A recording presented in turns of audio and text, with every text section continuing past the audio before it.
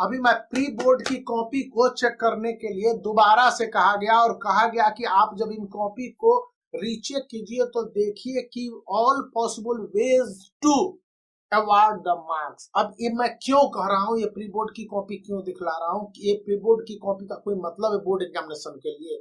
तो जी नहीं, लेकिन ये कई मामले में डिसिसिव हो रहे हैं। सबसे पहली बात कि अगर कोई स्टूडेंट यह सोच रहा है कि if I fail in pre board examination, कोई फर्क नहीं पड़ेगा, आप बोर्ड एग्जामिनेशन दोगे और इसको लेकर किसी को, सीआईएसई को या सीबीएसई को, उसको कुछ लेना देना नहीं है। आप बोर्ड एग्जामिनेशन दो, लेना देना स्कूलों को है, उनका रेपुटेशन दांव पर होता है। तो अगर कोई स्टूडेंट प्री बोर्ड में फेल करता है या कम मार्क्स लाता है तो स्कूल सिर्फ इतना कर सकते हैं कि उसके 2 रीटेस्ट ले लेंगे, 3 रीटेस्ट लेंगे, सब्जेक्ट जिसमें कम मार्क्स आए हैं या फेल किए हैं उसके रीटेस्ट लेंगे, बस इतना ही और इससे ज्यादा नहीं।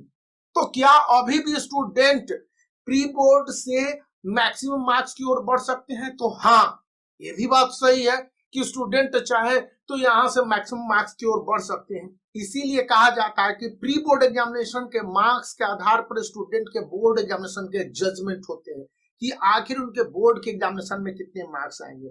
आमतौर पर यह मान के चला जाता है कि 20 से 30% का इंक्रीजमेंट साधारण स्टूडेंट को होगा और जो टॉपर स्टूडेंट हैं उनके लिए 5% से लेकर 15% तक का इंक्रीजमेंट सब्जेक्ट वाइज और ओवरऑल दोनों मिला के हो सकते हैं। ये वैरी करेगा उनके सिचुएशन के हिसाब से।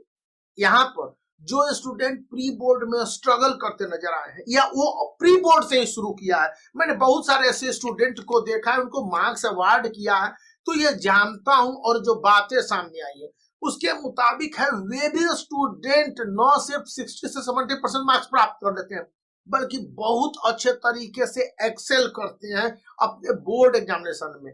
जागरूकता होने के बाद से बोर्ड एग्जामिनेशन में 1 मंथ का समय बहुत महत्वपूर्ण होता है। तो क्या स्टूडेंट को करना चाहिए? आपके 2 प्री बोर्ड एग्जामिनेशन है, प्री बोर्ड 1 और प्री बोर्ड 2। यदि प्री बोर्ड 2 भी हो रहे हैं तो इसके बाद से जिन जिन पॉइंट या जिन जिन सब्जेक्ट पर आपके रीअसेसमेंट के दौर आए, यानी कि उन सब्जेक्ट पर आपके परफॉर्मेंस गड़बड़ रहे हैं, वहां पर तो पूरा फोकस करने की जरूरत है। इसी के साथ जिन सब्जेक्ट पर आपको लगता है कि हाँ यहाँ पर थोड़ा सा और मेहनत किया जाना चाहिए था, मतलब कि वो सब्जेक्ट बेहतर है, तो वहां पर आप दोबारा से अपनी तैयारी करो और उस सब्जेक्ट को स्ट्रेंथन करने की कोशिश करो। मैं अभी ओसवाल गुरुकुल का जो सैंपल पेपर देख रहा था और उसके बाद से कई सारे प्री बोर्ड के क्वेश्चन पेपर को मिला रहा था।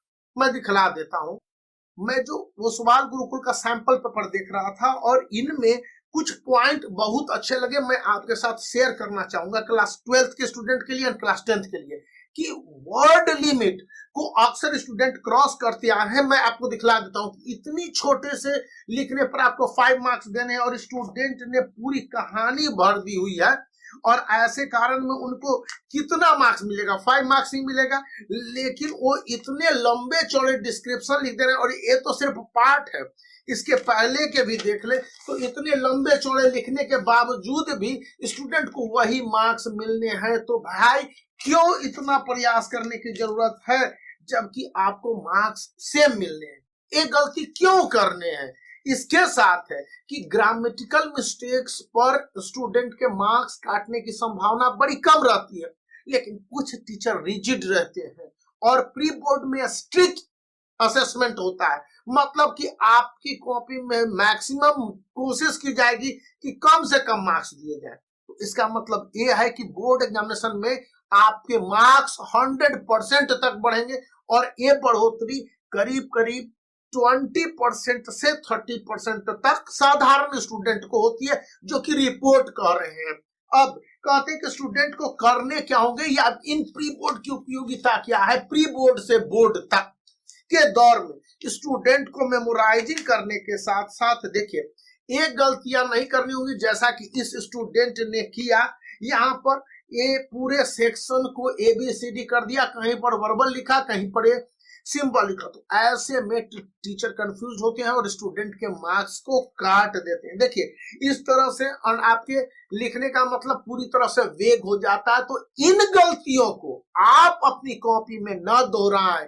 मैं आपके साथ इसीलिए आज प्री बोर्ड की एक कॉपी को शेयर कर रहा हूं। और इस तरह से आप जब देते हैं तो बहुत अच्छी बात है, लेकिन इसके बाद फिर आप फॉर्मेट में लचर पचर स्थिति लगा देते हैं तो वहां पर आपके फॉर्मेट में मार्क्स काटने का तो प्रोविजन होता ही है, आप अच्छी तरह से जान रहे हो। तो ऐसी गलती को न करें और प्री बोर्ड से भी स्टार्ट करके आप टॉपर बन सकते हैं, यह कहने का मेरा अभिप्राय ही नहीं, रिपोर्ट कहते हैं और बहुत सारे ऐसे स्टूडेंट ने साबित किया हुआ है। तो अब देर किस बात की है, start from here, you must be a winner. Bye for now, thank you. इस वीडियो को लाइक करने के साथ चैनल को सब्सक्राइब करके रखिए।